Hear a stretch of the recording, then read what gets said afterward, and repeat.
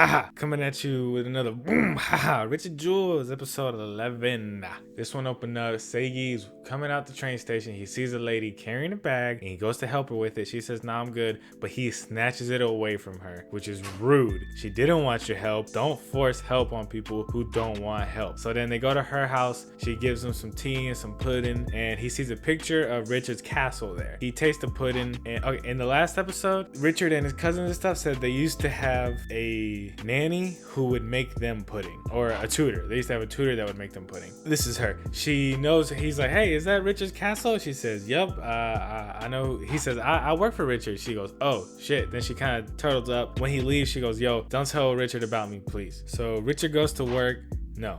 Seigi goes to work. He gives Richard some pudding. The pudding that the lady made tastes different than Seigi's pudding. So when Richard eats this pudding, he notices it tastes like the lady's pudding. So he says, hey, where'd you learn how to make pudding like this, motherfucker? And Seigi is all, I can't tell you. So he tells Seigi a story. When Richard was a kid, between the ages 6 to 9, he had a nanny. And this nanny taught him Japanese. One day, his mom clearly just didn't like her. She framed that lady for stealing some of her jewelry, and that lady ran off, and he never saw her ever again, and he's always wanted to see her again. He's kept the same last name since then because he just wants to meet this lady again. She was the closest thing he had to a mom, pretty much, because his mom wasn't the best, apparently. So I don't understand.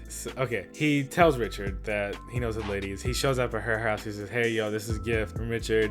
I told him. He said he wants to talk about the whole thieving thing. So she explains some shit that I don't really get. So Richard was supposed to move to the Amazon, but his mom didn't want him to. They made up that his Japanese tutor was stealing jewelry, and then she ran off so that Richard could stay in England and not go to the Amazon. I don't know why.